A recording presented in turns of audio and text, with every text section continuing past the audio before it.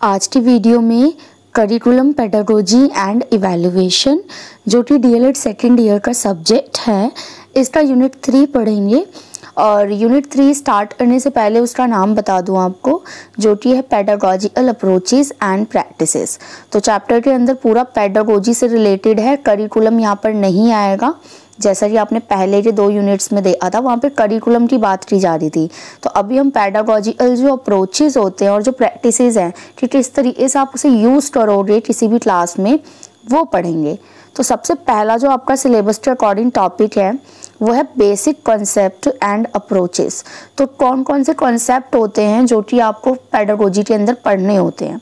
और सबसे पहला जो कॉन्सेप्ट है ना, वो है कंस्ट्रक्टिविज्म।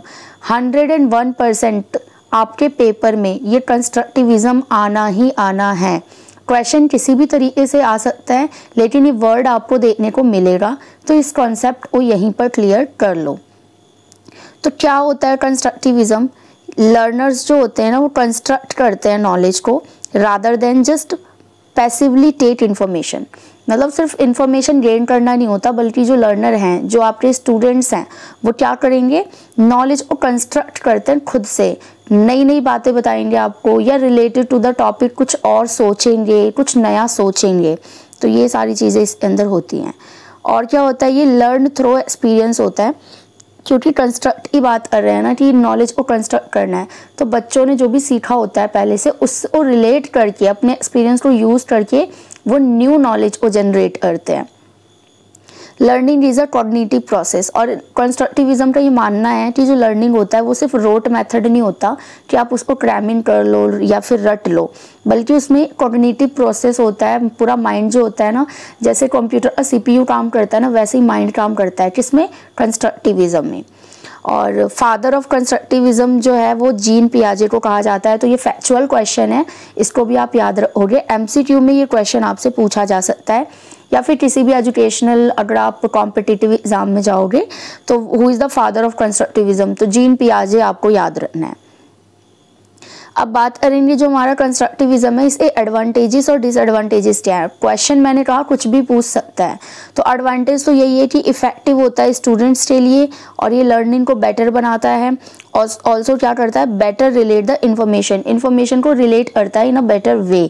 वहीं डिसएडवांटेज की बात करूँ तो यहाँ पे ट्रेनिंग नेसेसरी होती है। कोई भी टीचर जो है ना, वो कंस्ट्रक्टिविज्म को ऐसे ही नहीं कर सकता, उसको ट्रेन किया जाता है। ये कॉस्टली होता है और टाइम टेकन होता है, क्योंकि देखो, एक होता है बच्चों को जस्ट लिखा हुआ इन्फॉर्मेशन दे दो, उसमें आपको कम टाइम लगेगा। बट अगर आप बच्चों को डिस्कस कर रहे हो, चीज़ें समझा रहे हो, उनकी बातें सुन रहे हो, तो ये थोड़ा सा टाइम टेकन तो होगा ना।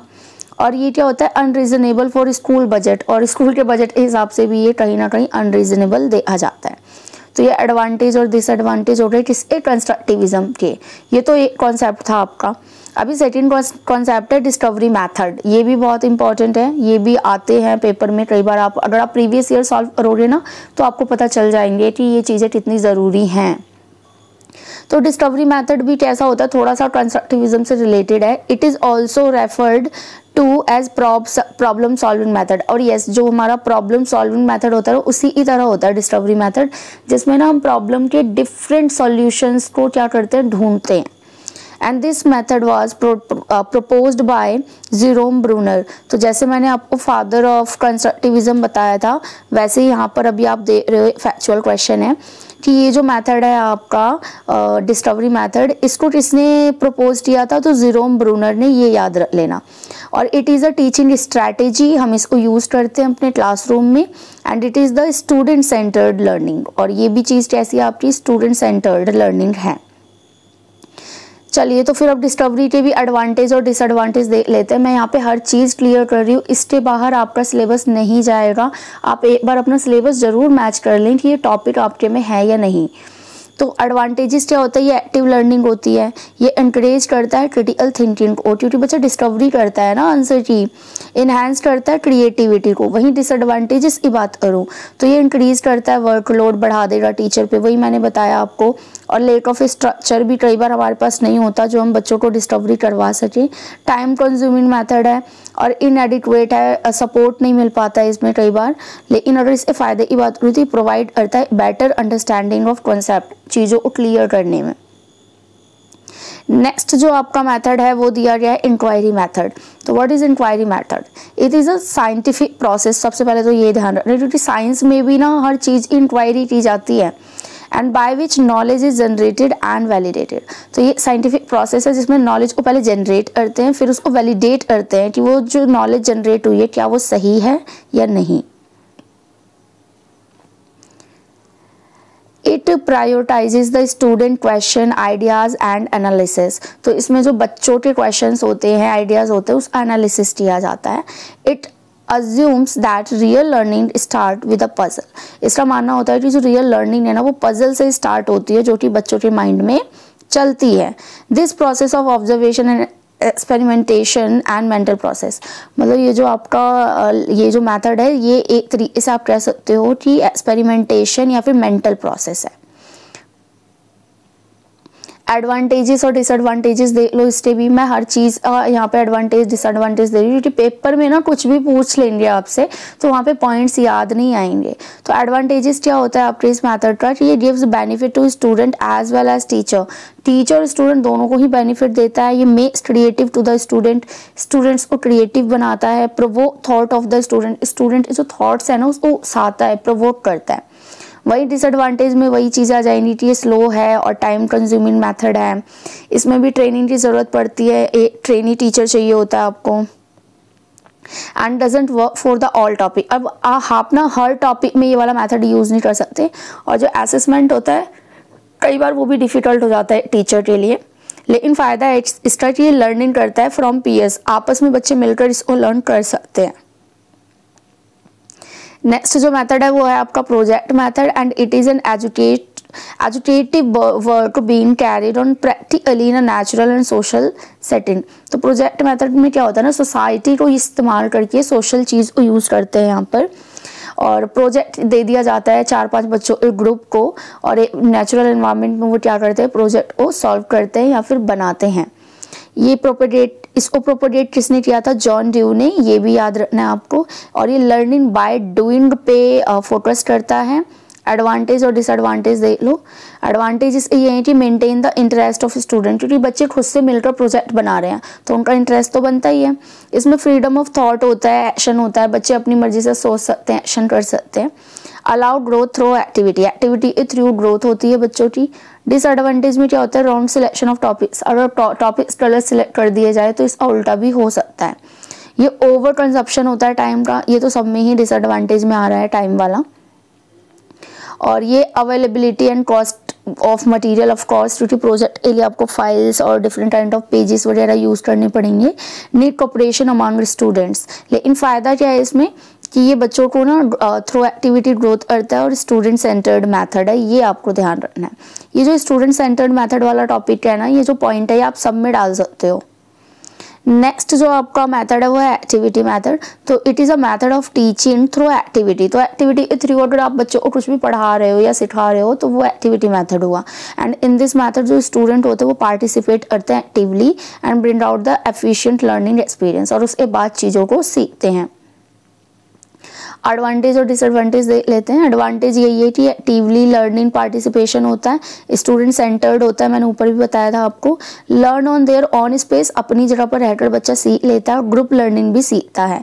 लेकिन डिसएडवांटेज क्या है, ओवर बर्डन है टीचर पे, कि टीचर टीचिंग कराए फिर एक्टिविटी कराए तो टाइम कंज्यूमिंग हो जाएगा ना। प्रॉब्लम ऑफ अरेंजमेंट ही हो सकती है आपको। लेक ऑफ रिसोर्स, एक्टिविटी में मान लो कुछ रिसोर्स चाहिए वो आपके पास है ही नहीं, और लेक ऑफ इंफ्रास्ट्रक्चर, तो ये डिसएडवांटेज हो जाएंगे। नेक्स्ट जो आपका मेथड है वो है पीयर ट्यूटरिंग।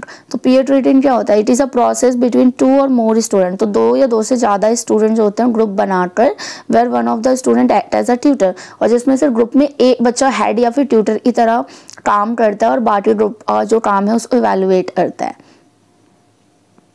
इसके एडवांटेज और डिसएडवांटेज क्या है। एडवांटेज तो यही है कि रिड्यूस कर देता है प्रेशर ऑफ टीचर, क्योंकि बच्चे खुद ही आपस में ग्रुप बना के काम करते हैं। एंड इंडिविजुअल अटेंशंस मिलती है बच्चे को, डेवलप होता है कॉन्फिडेंस और लीडरशिप क्वालिटी, क्योंकि ग्रुप में बच्चा खुद ही लीडर भी बन रहा है। डिसएडवांटेज क्या है कि स्टूडेंट में go of age work with friends, तो बच्चे कई बार ना पीयर ट्यूटरिंग में ना कुछ और ही काम करने लग जाते हैं, अपनी बातें गपशप करने लग जाते हैं। Some individuals could missed out, और इसमें क्या होता है ना, ग्रुप बनाने के बाद कुछ बच्चे तो एक्टिवली काम कर रहे होते हैं, बट कई बार देखा जाता है ना कि एक दो बच्चे बिल्कुल ही काम नहीं कर रहे, उनको लगता है कि ग्रुप में काम हो रहा है तो मार्क्स तो हमें भी मिल ही जाएंगे, इसलिए वो काम नहीं करते हैं। लेकिन फ़ायदा ये क्या है कि हाई लेवल ऑफ पार्टिसिपेशन होता है लर्नर्स का। एक नुकसान ये भी है कि इसमें लैक ऑफ सोशल डेवलपमेंट आप देखने को मिल सकता है, वही इंडिविजुअल इफेक्ट नहीं देख पाते ना, उसी को यहाँ पे बोला गया है। नेक्स्ट जो मेथड है वो आपका है आईसीटी बेस्ड लर्निंग। ये भी बहुत इंपॉर्टेंट टॉपिक है, देखो ये भी आपको क्वेश्चन पेपर में मिल जाएगा क्वेश्चन, चाहे तो आप प्रीवियस ईयर के क्वेश्चन पेपर उठा सकते हो। तो ICT based learning teaching for school क्या होता है? The use of information and communication technology. तो आईसीटी की जो फुल फॉर्म है वही यहाँ पर लिखी रही है। अगर आप उसके टूल्स यूज कर रहे हो as a resource in educational process, तो आप कह सकते हो कि आप आईसीटी बेस्ड लर्निंग करवा रहे हो। And this include digital device. क्या क्या यूज हो सकता है इसमें? Digital devices like software application, online platforms and other technologies innovation to enhance teaching and learning. आज के टाइम पे तो बहुत ज़रूरी है। और एडवांटेज और डिसएडवांटेज की बात कर लो। एडवांटेजेस में क्या है कि इंक्रीज्ड स्टूडेंट्स इंगेजमेंट, बच्चों की इंगेजमेंट ज़्यादा होती है इसमें, और कस्टमाइज्ड लर्निंग करवा सकते हो, एक्सेस टू वास्ट रिसोर्स आप यूज़ कर सकते हो, बिकॉज इंटरनेट पे तो सारी चीज़ें मिल जाएंगी। डिसएडवांटेज ये कि कॉस्टली होता है और कंटेंट कंट्रोल नहीं हो पाता इसमें, क्योंकि बहुत सारी चीज़ें आने के बाद ना गलत और सही का पता नहीं चल पाता। बट फ़ायदा ये है कि एक्सेस टू वास्ट रिसोर्स बता दिया मैंने, और फ्लेक्सिबिलिटी ऑफ लर्निंग मिल जाती है। जबकि नुकसान है कि lake of human interaction.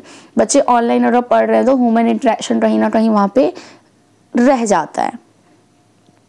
Next method जो है आपका वो है एक्सपेरिमेंटल लर्निंग। तो एक्सपेरिमेंटल लर्निंग क्या होती है? The principle was develop by David A Kolb and John Fry. पहले तो आप ये याद रख लेना फैक्चुअल जो क्वेश्चन है। और ये जो आपका एक्सपेरिमेंशियल है, इसमें क्या होता है ना, एक्सपीरियंस। सबसे पहले बच्चा एक्सपीरियंस करता है, फिर रिफ्लेक्ट करता है, फिर थिंक करता है, फिर एक्ट करता है। तो ये अगर क्वेश्चन आता है तो आपको ये बनाना है, जो मैं यहाँ पर डायग्राम दिखा रही हूँ आपको। It is a process of learning through experience. हाँ, ये लाइन ध्यान रखनी है, इसमें ना प्रोसेस है जो लर्निंग करता है बच्चा through experience, learning through reflection on doing. जैसे मैंने अभी आपको ये दिखाया ना, देखो क्या है इसमें, पहले एक्सपीरियंस किया, रिफ्लेक्टिंग हुआ, फिर सोचा बच्चे ने, देन उसको एक्शन में लेके आया। इसके भी एडवांटेज और डिसएडवांटेज देख लो। एडवांटेज तो इसका यही है कि अलाउ मोर क्रिएटिविटी ज़्यादा होती है, help you to establish improve important contacts कह सकते हो आप, ठीक है। प्रोवाइड्स रियल वर्ल्ड एक्सपीरियंस हो जाता है बच्चे को, makes you were prepared for adult, और ऐसा लगता है कि मतलब आप बच्चे को एक एज अ एडल्ट प्रिपेयर कर रहे हो। डिसएडवांटेज क्या है इसमें कि require patience and persistence, require a lot of guidance, require self discipline. तो ये सारी इसमें प्रॉब्लम, आप इसमें टाइम टेकन भी डाल सकते हो डिसएडवांटेज में, बाकी आप देख लो। नेक्स्ट जो मेथड है वो है जॉयफुल लर्निंग। देखो यहाँ पे नाइन्थ मेथड चल रहा है, तो 100% यहाँ से क्वेश्चन आने हैं आपके। जॉयफुल लर्निंग क्या होती है? एक्वायरिंग नॉलेज और skill in way that cause pleasure और हैप्पीनेस। तो एक ऐसे तरीके से बच्चे को पढ़ाना कि बच्चे को हैप्पीनेस भी फील हो। Through this process student experience joyful learning. बच्चा इंजॉय करता है लर्निंग को। एडवांटेज और डिसएडवांटेज क्या होगा? एडवांटेज तो यही है कि इनहेंस क्रिएटिविटी, इंप्रूव इंटरेस्ट, वही ऊपर जो पॉइंट्स बताए हैं। एक्टिव पार्टिसिपेशन होता है और स्टूडेंट सेंटर्ड होता है, स्ट्रॉन्ग कनेक्टिविटी होती है बच्चों की, ये बता सकते हो। डिसएडवांटेज तो खैर इसके होते नहीं, बट फिर भी क्योंकि हमें दोनों चीज़ें पता होनी चाहिए, तो डिसएडवांटेज में ब्रेक डिसिप्लिन, बच्चे को ज़्यादा ही जॉयफुल लर्निंग करने लग जाते हैं, फिर डिसिप्लिन का ध्यान नहीं देते। Break the chain, informal surrounding हो जाती है, एंड ब्रेक द रूल्स, बच्चे कई बार रूल्स भी तोड़ने लग जाते हैं। तो ये आपके नॉट नो मेथड थे जो कि हमने कंस्ट्रक्टिविज्म के अंदर पढ़ा था, या जो आप पेडागोजी है उसके मेथड थे। अब हम बात करेंगे इंटरडिसिप्लिनरी मेथड क्या होता है, ये देख लो। तो इंटरडिसिप्लिनरी जो मेथड है, it is a method of teaching involve the integration of knowledge and method from multiple academic discipline. तो इसमें ना क्या होता है कि इंटरडिसिप्लिनरी मतलब इन्वॉल्व करता है, इंटीग्रेशन मतलब जोड़ता है ये बाकी सारे नॉलेज और जितने भी मल्टीपल एकेडमी डिसिप्लिन है आपके। मतलब ऐसा नहीं है कि एसएसटी में आप मैथ को ना जोड़ के पढ़ाओ, मतलब सब्जेक्ट को भी आप यहाँ पर जोड़ सकते हो to create a more comprehensive and holistic understanding of the subject, ताकि बच्चा जो सब्जेक्ट को और अच्छे से समझ सके। देखो कई बार साइंस पढ़ाते हुए एसएसटी को जोड़ते हैं हम, एसएसटी में भी हम हिस्ट्री पढ़ाते हुए ज्योग्राफी को जोड़ देते हैं, ये उसी की बात कर रहा है। एंड दिस अप्रोच क्या करता है, recognise that real world issues often require insight from the multiple perspective. और ये बच्चे को ये समझाता है कि बेटा जब आप रियल लाइफ में जाते हो ना, तो वो एक कहावत है ना कि बाहर की दुनिया में जब मतलब ज़िंदगी जब आपके इम्तिहान लेती है तो सब्जेक्ट वाइज नहीं लेती, तो इसीलिए आप ये नहीं कह सकते कि हमारे लिए एसएसटी ही ज़रूरी है या मैथ ही ज़रूरी है या इंग्लिश ही ज़रूरी है। तो हर सब्जेक्ट को जोड़ यहाँ पे पढ़ाना होता है। इसके बेनिफिट्स क्या होंगे, हॉलिस्टिक अंडरस्टैंडिंग होगा, क्रिटिकल थिंकिंग स्किल बढ़ेगी, क्रिएटिविटी आएगी, इनोवेशन आएगा, प्रॉब्लम सॉल्विंग एक्टिविटी एबिलिटीज़ आएंगी बच्चों में, रियल वर्ल्ड या एप्लीकेशन मतलब बच्चे अपनी लाइफ में भी इसको एप्लीकेबल बना पाएंगे। अब डीमेरिट्स क्या है कि ये लॉजिस्टिकल चैलेंज हो सकता है, फैकल्टी और कोलैबोरेशन ना मिले आपको, ये भी हो सकता है, असेसमेंट में डिफ़िकल्टी आएगी, और रेजिस्टेंस टू चेंज और रिसोर्स एलोकेशन तो है ही कि आपके पास रिसोर्स ही ना हो। नेक्स्ट चीज़ है आपका टूर ट्रिप एंड एक्सकर्शन। तो ये आपको पता है ये बच्चों को टूर पे ले जाया जाता है, जो एजुकेशनल टूर होते हैं आपके। तो it provide an opportunity to learner to visit different places across the world for their academic enhancement. तो अपनी एकेडमिक इन्हेंसमेंट के लिए हम बच्चों को बाहर की दुनिया में भी घुमाने ले जाते हैं। तो इस एडवांटेज और डिसएडवांटेज देख लो। एडवांटेज तो यही कि रियल एक्सपीरियंस देता है बच्चों को, रिफ्रेश करता है, डिफरेंट मेथड है, इम्प्रूव करता है उनकी क्यूरियोसिटी को। लेकिन डिसएडवांटेज क्या, कॉस्टली है भाई। हाँ, अगर आप बाहर ले जा रहे हो तो पैसे तो लगेंगे ही। प्रॉब्लम ऑफ डिसिप्लिन आपको वहाँ पे देखने को मिल जाएगा। पता है ना बच्चे ट्रिप पे किस तरीके से बिहेव करते हैं। और नीड ट्रेनिंग चाहिए आपको, ऐसे ही नहीं ले जा पाओगे, मैनेजमेंट होना चाहिए और फन इंटरेक्शन होना चाहिए।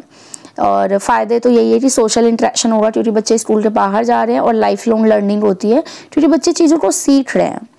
And yes that's all. मतलब यही था आपका टॉपिक, कितना इजी और कितना अच्छा था। And literally as a teacher अगर आप पढ़ा रहे हो कहीं पे या पढ़ाना चाहते हो, तो ये जो आपने टॉपिक पढ़े हैं इस वाले यूनिट में आपके लिए बहुत ज़्यादा इंटरेस्टिंग हैं।